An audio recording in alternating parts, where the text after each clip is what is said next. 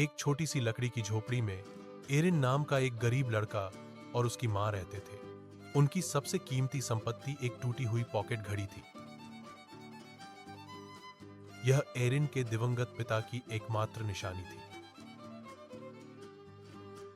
एक दिन अत्यधिक गरीबी का सामना करते हुए एरिन की मां ने एक कठिन निर्णय लिया।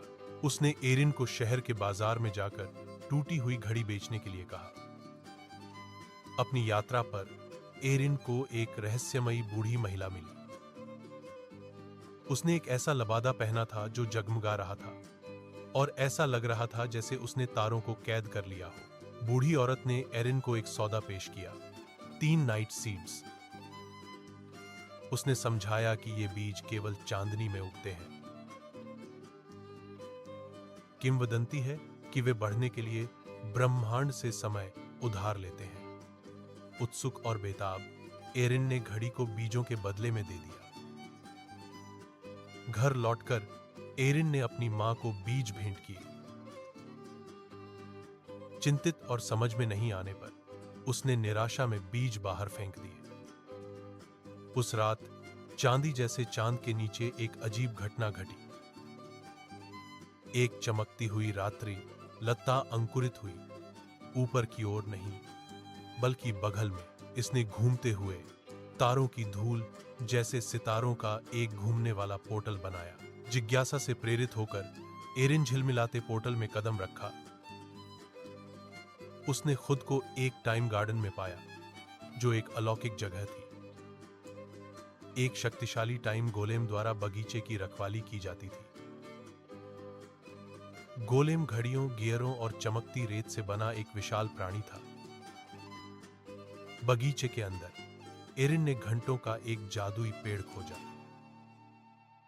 इसके फलों में किसी के लिए भी समय को स्थिर करने की शक्ति थी, जिसने उन्हें खाया था। उसने मेमोरी झील नामक एक शांत पूल भी देखा। झील झिलमिलाते भ्रमों की तरह भूले हुए पलों को प्रतिबिंबित कर रही थी। पास ही एरिन ने एक छोटे टाइम स्प्राइट को फंसा हुआ देखा।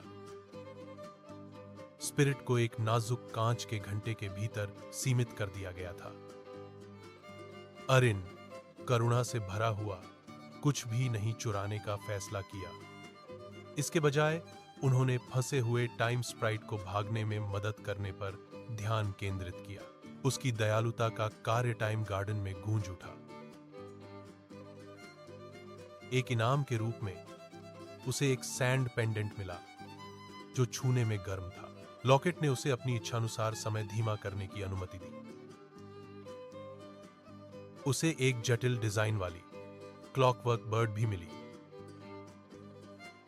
पक्षी ने उसे भविष्य की यात्राओं पर मार्गदर्शन करने का वादा किया। एरिन के हृदय से प्रभावित होकर टाइम गोलेम ने एक वादा किया। उसने एरिन से वादा किया कि सही समय आने पर वह दोबारा जरूर आएगा। एरिन पोर्टल से बाहर निकला, आगे जो कुछ भी आने वाला था उसका सामना करने के लिए तैयार।